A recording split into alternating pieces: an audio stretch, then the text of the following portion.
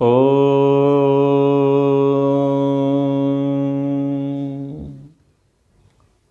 विश्वानि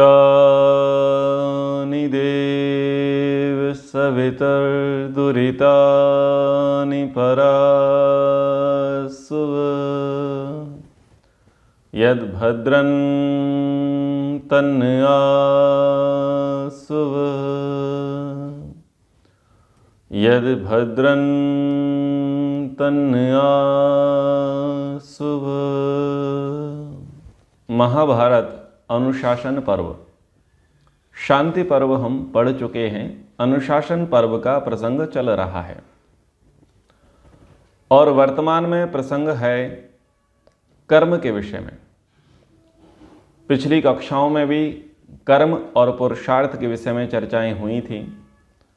आज भी कुछ कर्म पुरुषार्थ के विषय में चर्चा होगी, आगे भी कुछ कर्म पुरुषार्थ के विषय में चर्चा होगी। तो यहाँ पर विविध प्रकार के कर्मों का वर्णन करते हुए पितामह भीष्म जी के द्वारा युधिष्ठिर को धर्मोपदेश दिए जा रहे हैं। युधिष्ठिर पूछते हैं कि शुभ कर्मों का फल क्या है, किस प्रकार से शुभ कर्म करना चाहिए। क्या बड़े बड़े यज्ञ याग अनुष्ठान से ही शुभ कर्म होगा, बहुत सारा अर्थ खर्च करने के बाद ही शुभ कर्म होगा, या कुछ शुभ कर्म ऐसे भी होंगे जिसमें अधिक अर्थ खर्च ना करना पड़े और धर्म हो जावे। तो कृपया उस प्रकार के संदर्भ को भी बताने का कष्ट करें।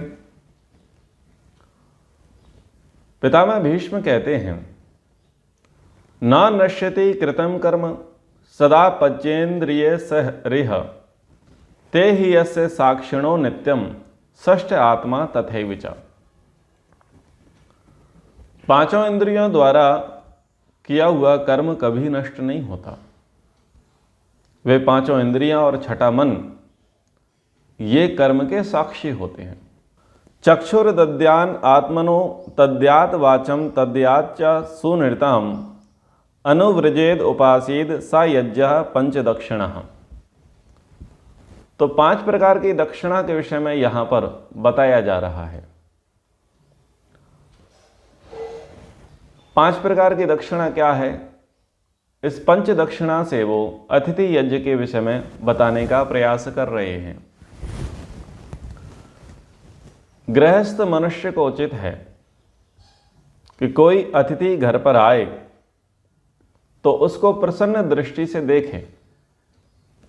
तो देखना एक शुभ कर्म हुआ, क्योंकि पिछले प्रसंग में कहा कि पांचों इंद्रियां और मन आपके कर्म का साक्षी होता है।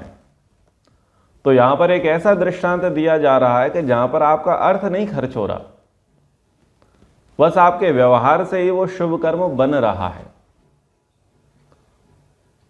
तो सबसे पहले क्या होगा कि कोई अतिथि घर पर आए तो उसे प्रसन्न दृष्टि से देखें। अतिथि ही क्यों, अतिथि प्रायः अपरिचित होते हैं और उनके आने का कोई समय नहीं होता। लेकिन जिनके आने की हमें प्रतीक्षा है, जो हमारे परिचित हैं, वो हमारे घर आते हैं तो हम प्रसन्न हो ही जाते हैं। सामान्य सी बात है, क्योंकि वो रिलेटिव हैं, सुपरिचित हैं।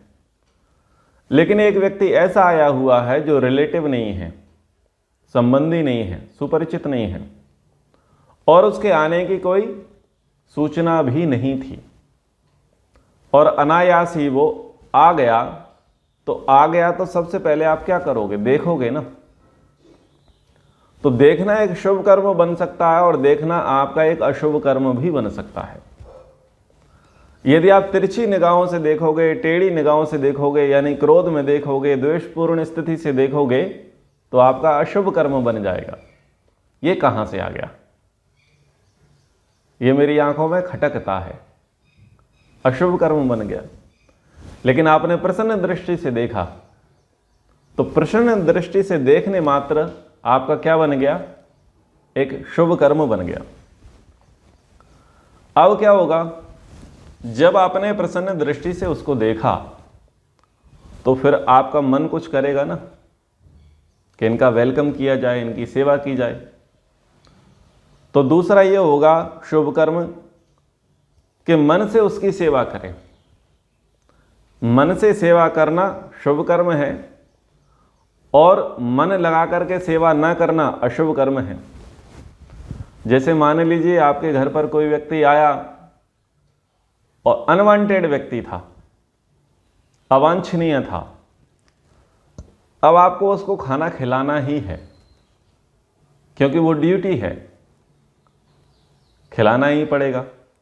लेकिन आपका मन नहीं है और खिला भी रहे हैं, तो खिला तो रहे हैं लेकिन मन ना होने के कारण से वो आपका कर्म कैसा बन गया? अशुभ बन गया।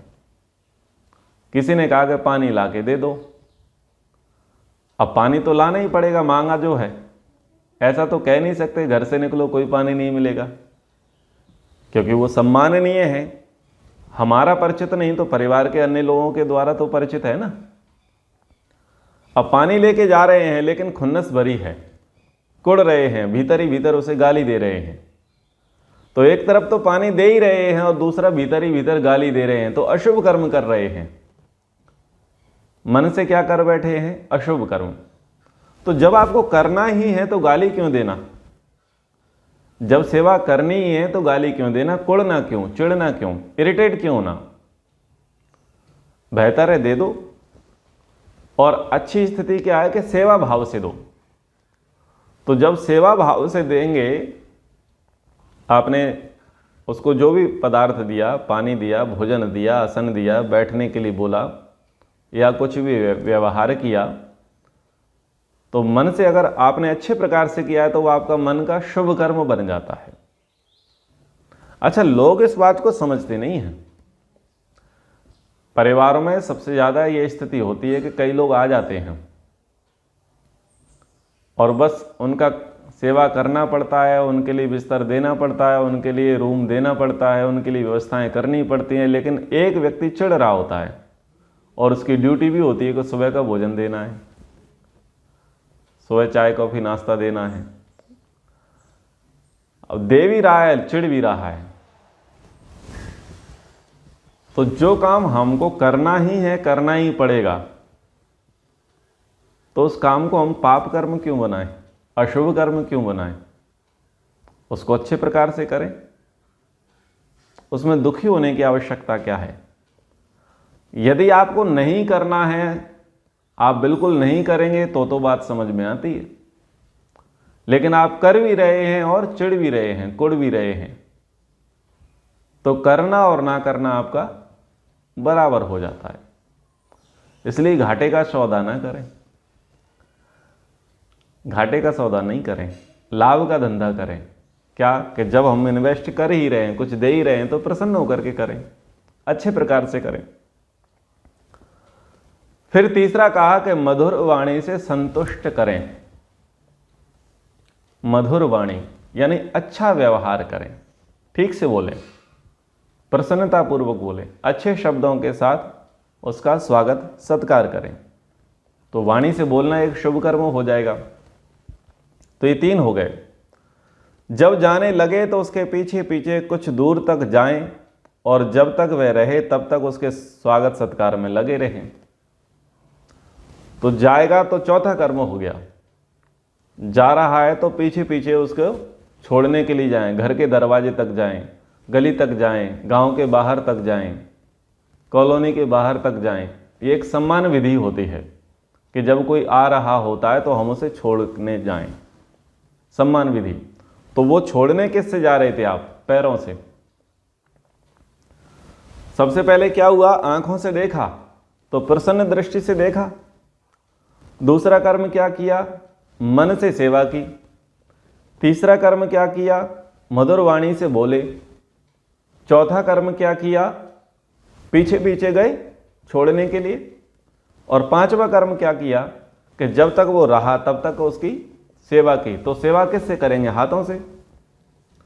आसन देंगे, कुर्सी देंगे, कुछ खाने पीने के लिए देंगे, कुछ वस्तुएं देंगे, आदान प्रदान करेंगे, नमस्ते करेंगे। ये सारी क्रिया किससे होगी? हाथों से। तो ये पांचों कर्म आपके हो जाते हैं। इस पूरी प्रोसेस को बोला जाता है अतिथि सत्कार। आप यहां सुनते हैं ना कि हमारे देश का टाइटल है अतिथि देवो भव। अतिथि देव होता है, देव मान करके अतिथि की सत्कार पूजा सेवा करनी चाहिए। लेकिन क्या दुष्ट को देव मान करके अतिथि सत्कार किया जाएगा? अतिथि देवो भव का एक अर्थ ये भी तो लिया जा सकता है कि जो देव होगा वही अतिथि होगा, दानव अतिथि तो नहीं होगा ना। दानव अतिथि होगा क्या? दानव अतिथि होंगे तो क्या करेंगे? लूट के लेके जाएंगे। रावण आया था ना अतिथि बन करके, अतिथि बन के आया और लूट के ले गया। लोगों ने इस बात से शिक्षा नहीं ली कि कुछ लोग वेश बदल करके आएंगे और डांका डाल के ले जाएंगे और तुम्हारी भावनाओं के साथ खेल जाएंगे, क्योंकि तुम्हारा ये धर्म है कि अतिथि देवो भव। भारत में कई विदेशी लुटेरे आए, तुर्क आए, डच आए, पोर्तुगीज आए, मुगल आए, अंग्रेज आए, फ्रांसीसी आए, रशियन आए, बहुत सारे आए विदेशी लुटेरे। और क्या बन करके आए? व्यापारी बन करके आए, अच्छा बन करके आए। और भारत की परंपरा क्या थी? बोले अतिथि देवो भव। इन लोगों ने रावण से शिक्षा नहीं ली। हमारे यहां केवल रामायण के नाम पर पाठ होता है, बाकी रामायण को कोई जीता नहीं है। रावण भी तो दूसरे देश का था या नहीं? और हमारे देश में आया, माता सीता ने वेलकम किया, तो यहाँ के राजाओं ने ही तो वेलकम किया ना इन लोगों का। आओ, आप पांडुचेरी में रुक जाओ, आप गोवा में रुक जाओ, आप पंजाब में रुक जाओ, आप गुजरात में रुक जाओ, आओ आपका स्वागत है। लेकिन देखा नहीं कि ये देव की खाल में भेड़िए हैं, दानव है, और उनको अतिथि देवो भव के नाम पर उनको सम्मान दे दिया और बाद में क्या किया? उन लोगों ने गुलाम बनाया या फिर लूट करके लेकर के चले गए। यानी शब्द को फिर अधूरा ही समझा, अतिथि देवो भव। अधूरा शब्द क्या समझा कि जो अतिथि होगा वो देवता होगा, अतिथि को देवता मानो। लेकिन दूसरा शब्द ये क्यों भूल जाते हैं कि ये भी अर्थ हो सकता है कि जो देव होगा वो अतिथि होगा। जो देने के भाव वाला होगा उसको अतिथि कहेंगे, जो लेने के भाव वाला होगा उसे अतिथि नहीं कहेंगे। महर्षि दयानंद सरस्वती जी महाराज सत्यार्थ प्रकाश में लिखते हैं, और महर्षि मनु जी मनुस्मृति में लिखते हैं कि अतिथि कौन होगा? बोले वो ब्राह्मण होगा, वो विद्वान होगा, वो वेद का प्रचारक होगा, वो जितेंद्रिय होगा, वो सन्यासी होगा, वो पुरोहित होगा, यजमानों का हित भाव रखने वाला होगा। तो इतने उत्तम उत्तम गुण उसके लिए लिखे हैं धर्मशास्त्रों में। तो अब समझ में आया, अतिथि देवो भव। जो देव होगा वो अतिथि होगा। ऐसा नहीं है कि हमारे दरवाजे पर कोई भी आ गया और वो देवता हो गया। अब कई लोग आते हैं हरी पीरी चादर ओढ़ करके, गाते हैं भर दे झोली मेरी या मोहम्मद। अब तुम्हारी बुद्धि में वही कीड़ा घुसा हुआ है कि अतिथि देवो भव। अबे देखो तो सही, वो लुटेरा है, लुटेरा अतिथि नहीं होगा। कई हाथी वाले बाबा आते हैं, कई लोग आते हैं, स्त्रियां आती हैं, छोटे से बच्चों को लेकर के आती हैं, कुछ दे दो, आप दे देते हैं। लेकिन वो रेकी करने आते हैं, ये देखने आते हैं कि इनके घर में कौन लोग हैं, कितने लोग हैं, कब घर खाली होता है, और बाद में आकर के वो डांका डालते हैं। और आपने कैसे सत्कार कर दिया? अतिथि देवो भव। तो नीति शास्त्र आपको बहुत कुछ सिखाते हैं कि आपका अतिथि कौन है, किस प्रकार का है, तो उसे जानो समझो। देवता हो, देवता बुद्धि वाला, देवता बुद्धि वाला का अर्थ है जो आपको देने के भाव से आया है वो अतिथि है। जो आपसे लेने के भाव से आया है वो अतिथि नहीं है। लेने के भाव में कितनी बड़ी बात महर्षि मनु जी ने कही थी कि जो गृहस्थ दूसरे गृहस्थ के यहाँ इसलिए जाता है कि मुझे बढ़िया खाने को मिलेगा, उसको नीच कहा है। समझ में आ रहा है? इतनी बड़ी बात कही कि यदि आप गृहस्थ हैं, आपके यहां भोजन बनता है, लेकिन आज आप भोजन बनाना नहीं चाह रहे हैं, आपको क्या लग रहा है कि फलाने व्यक्ति के पास चलो, वो हमारा रिलेटिव है, अथवा दूसरे गृहस्थ के पास चलो, आज उसके पास बहुत बढ़िया माल पानी बनेगा, चलो चलते हैं उसके यहां, जबकि उसने इनवाइट नहीं किया है। बस केवल मात्र आपको पता चला था कि आज कुछ ओकेजन है, कुछ हो सकता है, कुछ बढ़िया हो सकता है, तो चलो, और आप जाकर के धमक जाते हैं, दरवाजे पर एंट्री देते हैं, पहुंच जाते हैं, और वो कहते हैं अरे भाई साहब आप बड़े अच्छे समय पर आए, बारिश का मौसम है, बढ़िया पकौड़े तले जा रहे हैं, अरे हाँ हाँ लाओ लाओ लाओ। ये नीचता है, पर इस व्यवहार को लोग नीच नहीं मानते। तो वहां बड़ी सूक्ष्मता से कहा, ध्यान दीजिएगा, यदि आपके अंदर ये भाव है कि हमें अपने घर में नहीं खाना है, दूसरे के घर में खाना है, इसलिए अपने घर से चलो, और जो उसके समय भोजन बनाने का टाइम है उस टाइम से थोड़ा पहले चलो, फिर अपने आप तो पूछेगा लो चाय ले लो, कॉफी ले लो, पोहे ले लो, हलवा ले लो, नाश्ता ले लो, ठीक है ना, और आप तो उसी के लिए आए थे।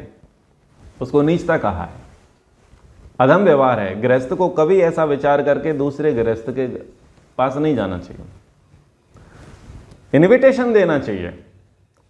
यदि आपको कोई व्यक्ति खिलाना चाहता है तो वो भोजन के समय पे आपको इनवाइट करे, अथवा किसी काम से आपको जाना है तो आप भोजन के समय पर ना जाएं, अथवा ये भाव लेकर के ना जाएं कि मुझे उस दूसरे व्यक्ति के घर पे जाकर के खाना है, ये लेकर के नहीं जाना चाहिए कभी। तो बड़ी सूक्ष्मता की बातें शास्त्रों में होती हैं और वो समझ में आती हैं। प्रायः व्यवहार में लोग ऐसा बताते नहीं हैं, जनमानस में, समाज में ऐसा बताया नहीं जाता, सिखाया नहीं जाता। स्कूल की किसी भी शिक्षा में, किसी भी पाठ्यक्रम में ये बातें नहीं मिलती हैं जो इतने अध्यात्म की गूढ़ता की बातें हैं। तो ये अतिथि सत्कार विधि है। अतिथि आपके यहाँ आया तो ये 5 प्रकार से उसकी आप सेवा करेंगे। ये 5 प्रकार की सेवा आपके 5 प्रकार के शुभ कर्म, यानी देखते ही मन में प्रसन्नता के भाव आ जाना, प्रसन्नता से देखना, मधुरता से व्यवहार करना, सेवा करना। एक और बताया जाता है, हम सब का अतिथि पता है कौन है? पूज्य, आदरणीय, श्रेष्ठ, हम सब का अतिथि है सूर्य। सबसे आदरणीय, सबसे पूजनीय अगर है तो वो कौन है? सूर्य है। और वेद कहता है कि सूर्य का प्रकाश जब धरती पर आए, यानी जिस जिस भूभाग पर आए, भूमंडल पर आए, उस क्षेत्र के लोग 1 घंटे पहले उसके स्वागत में खड़े हो जाएं। यानी विधान बना दिया आयुर्वेद के जानकारों ने कि आप सूर्योदय से 1 घंटे पहले उठ जावें। क्या है वो? अतिथि है, देवता है, आपको कुछ देने आया है। और वो कब देगा? जब आप उसका वेलकम करोगे, आप उसका स्वागत करोगे, वो तब ही देगा। और आप लेटे रहे, आप बैठे रहे तो वो आपको कुछ देगा नहीं। हो सकता है आपसे कुछ लेकर के चला जाए। बहुत अच्छी बात वहां पर कहा गया है वेद में, समझने का प्रयास करें। सूर्य हमारा कौन है? अतिथि है, देवता है। तो सूर्य उदय से पहले उठेंगे, 1 घंटे पहले उठेंगे और हम खुली हवा में जाकर के उसका वेलकम करने के लिए तैयार रहेंगे। मॉर्निंग वॉक पर चले जाएंगे, छत पर चले जाएंगे, टहलने चले जाएंगे।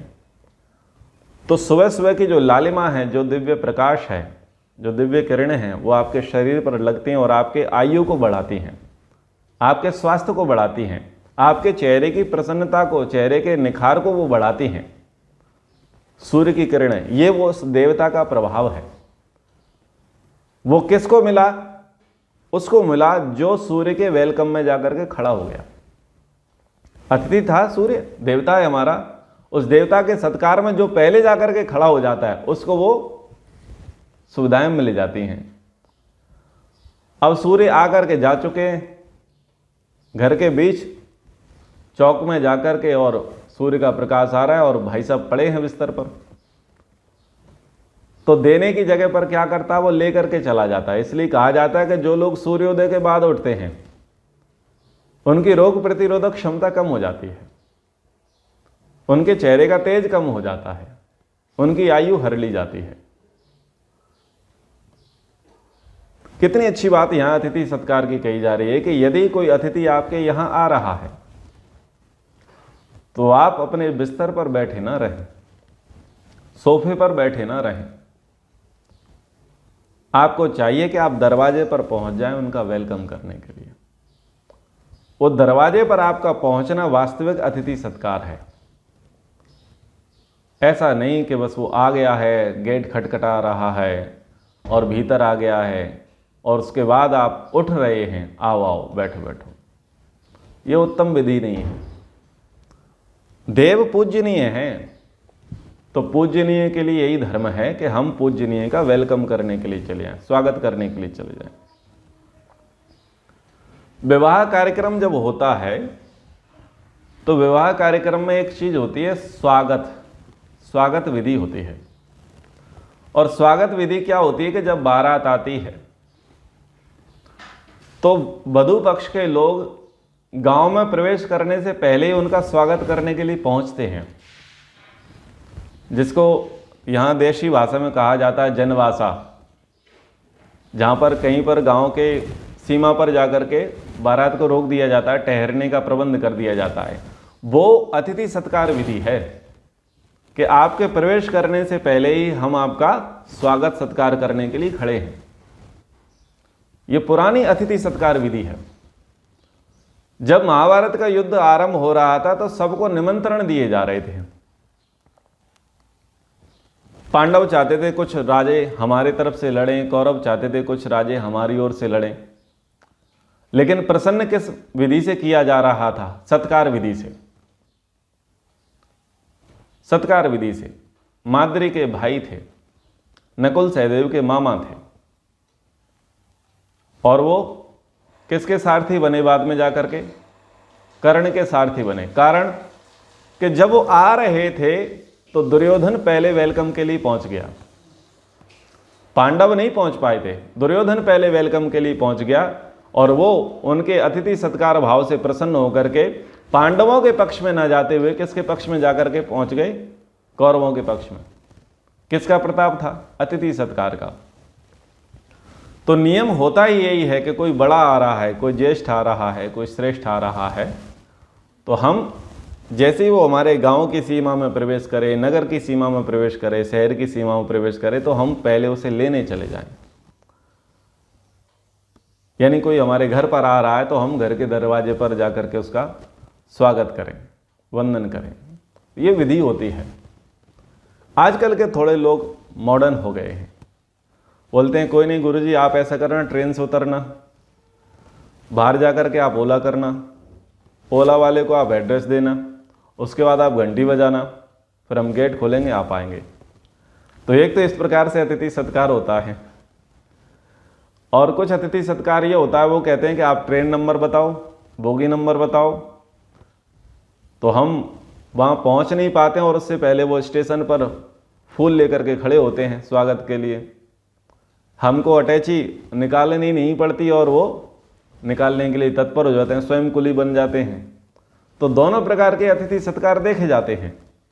लेकिन उत्तम अतिथि सत्कार क्या है? जो लेने पहुंच गया। अधम अतिथि सत्कार क्या है? कि आपको जाना पड़ रहा है उसके घर।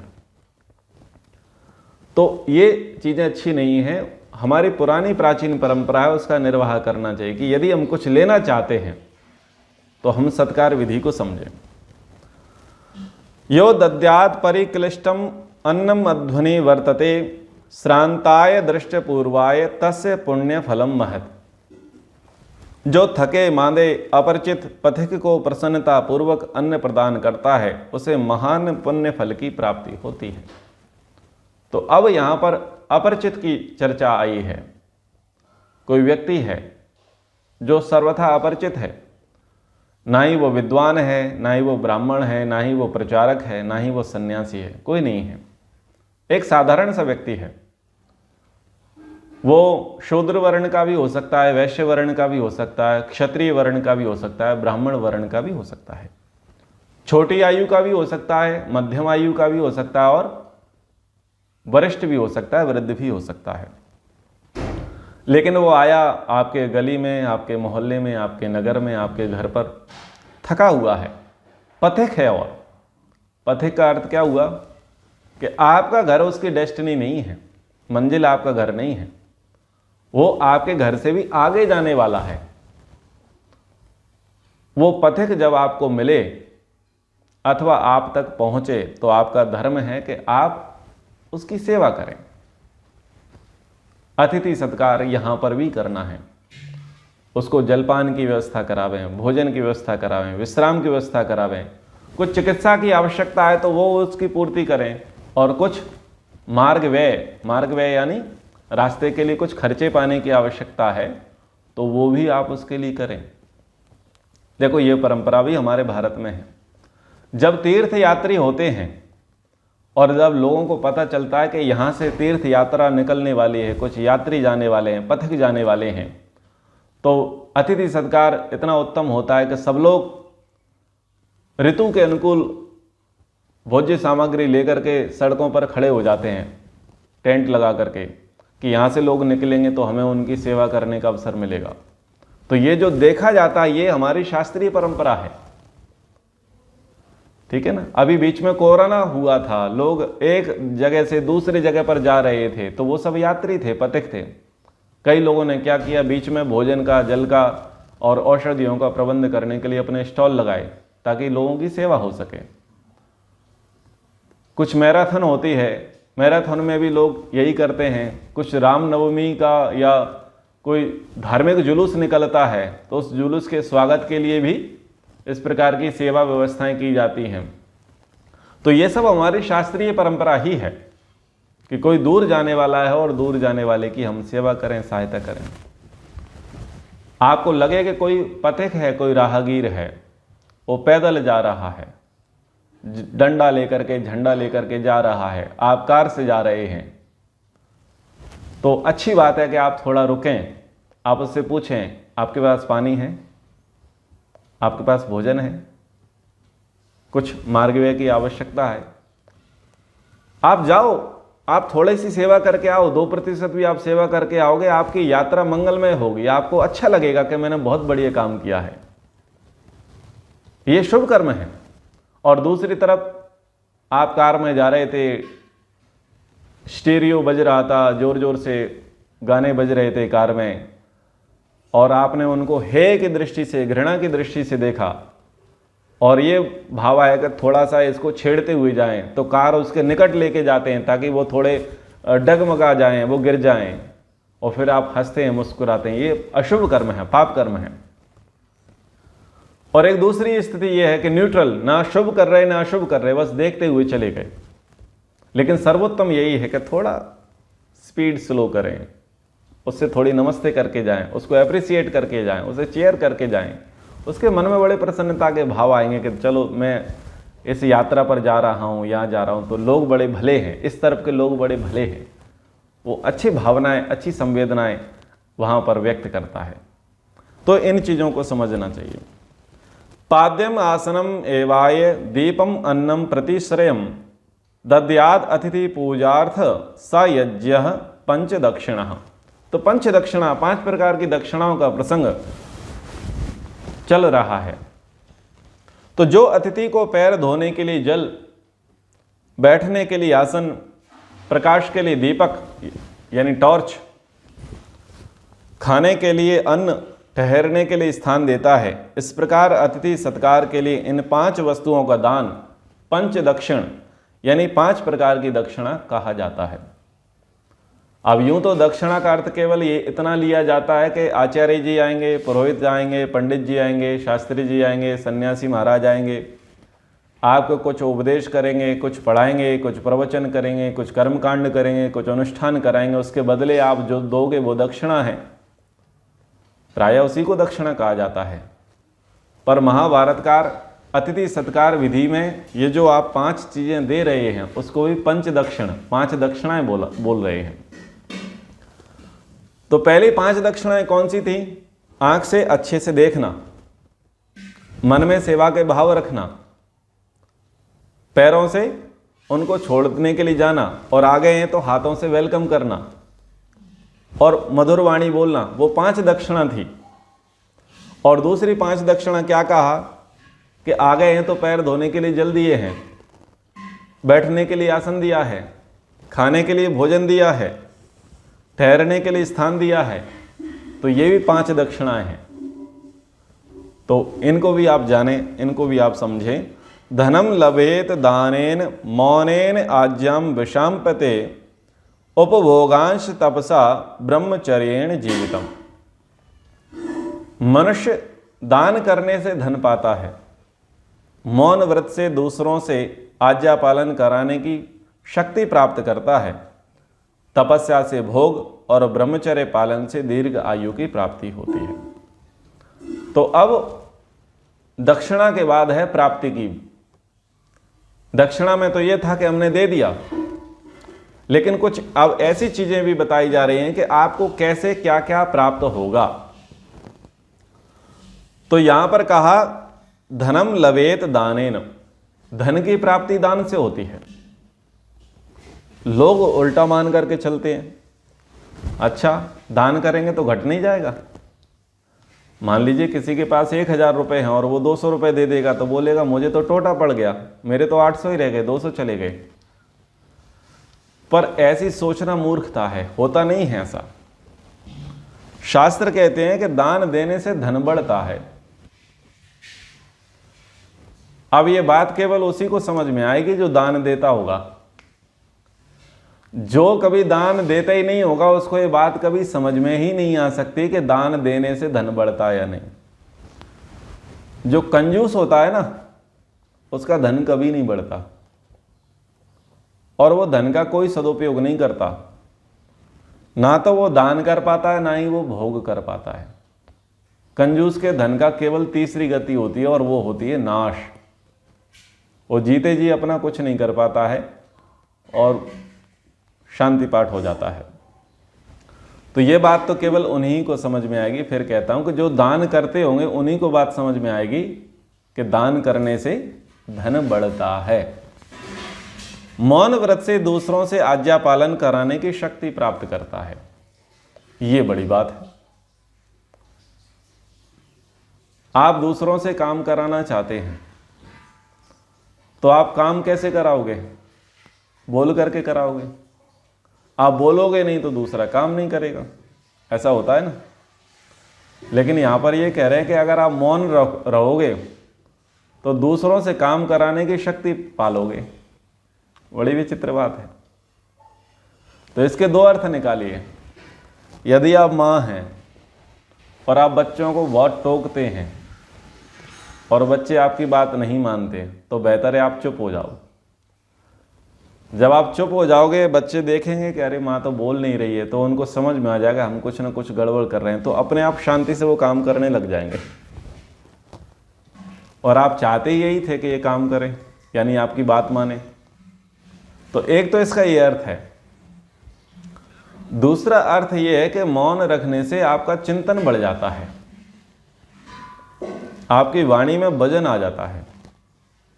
क्योंकि आप बहुत ज़्यादा बोलते हैं, बहुत ज़्यादा बोलने से आपकी वाणी का कम प्रभाव पड़ेगा। लेकिन आप कम बोलेंगे, सार्थक बोलेंगे, तो आपकी वाणी का अधिक प्रभाव पड़ेगा। तो ये दूसरी बात है कि इस प्रकार से मौन व्रत करेंगे तो दूसरों से आज्ञा पालन कराने की शक्ति आपको प्राप्त हो जाएगी। तपस्या से भोग सिद्ध होते हैं। अब तपस्या का अर्थ यही लिया जाता है कि भोग को छोड़ दो, ऐसा नहीं है। तपस्या यानी परिश्रम।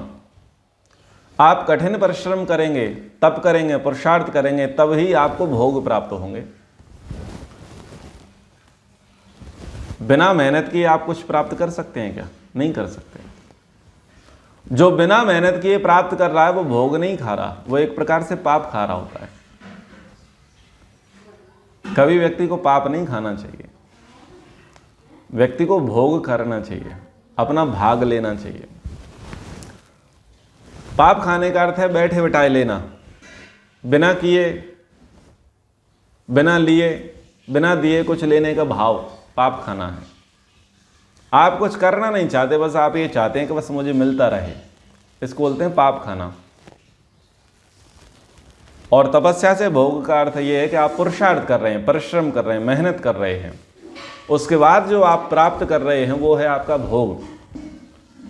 तो कहते हैं ना, मेहनत का फल मीठा होता है, बोलते हैं ना, मेहनत का फल मीठा होता है। अब भोग को भी आप दूसरे अर्थ में समझ लें कि एक तो होता है भोजन और दूसरा होता है भोग। भोजन यानी सामान्य भोजन, और भोग का अर्थ लगा दिया जाता है कि देवताओं को दे करके खाया गया। तो इसमें भी एक आप व्यवहारिकता देख सकते हैं कि आप किसी सेठ की दुकान से चना, इलायची दाने, बतासे, खील कुछ भी लेकर के आओ, मिठाई लेके आओ, उसको खा करके देखो। और दूसरा यह है कि आप थोड़ा भोग लगा करके देखो, यानी आप कुछ देवों को समर्पित करके उसे खा करके देखो, तो उसमें मिठास बढ़ जाएगी, उसका स्वाद बढ़ जाएगा, क्योंकि आपने उसको अर्पण किया है। तो तपस्या से भोग सिद्ध होते हैं और ब्रह्मचर्य पालन से दीर्घायु की प्राप्ति होती है। आज कम समय में ही लोगों का शांति पाठ क्यों हो रहा है? 20, 30, 40, 50, 60 वर्ष में ही व्यक्ति का शांति पाठ, राम नाम सत्य। उसका सबसे बड़ा कारण है ब्रह्मचर्य का पालन न करना। ब्रह्मचर्य का पालन करने से शक्ति मिलती है, ऊर्जा मिलती है, तेजस्विता की प्राप्ति होती है। और वो ब्रह्मचर्य का अर्थ केवल और केवल रजवीर की सुरक्षा नहीं है। सात्विक अन्न का पान करना ब्रह्मचर्य है। जो भी अन्न प्राप्त करते हैं उसमें प्रभु प्रसाद मानना, प्रभु कृपा मानना भी ब्रह्मचर्य है। और भोजन इसलिए कर रहे हैं क्योंकि हमें पुरुषार्थ की सिद्धि करना है, ये भाव भी ब्रह्मचर्य है। आज लोग भोजन इसलिए नहीं करते कि मुझे पुरुषार्थ की सिद्धि करना है। आज लोग भोजन इसलिए करते हैं क्योंकि उन्हें खाना है, केवल बस जीव के स्वाद में वो खाते हैं, स्वास्थ्य को ध्यान में रख करके नहीं खाते। वो ये नहीं देखते कि ये मेरे मन में चंचलता उत्पन्न करेगा, तमोगुण उत्पन्न करेगा, ये भाव उनका नहीं रहता, बस खाते चले जाते हैं। इस कारण से क्या होता है, आयु का ह्रास होता है। तो ये कुछ अतिथि सत्कार प्रसंग आज की कक्षा में कहा। आगे भी और प्रसंग अनुशासन पर्व से लिए जाएंगे। समय के अनुसार कक्षा को यहाँ पर विराम करते हैं। एक बार ओम का उच्चारण। ओ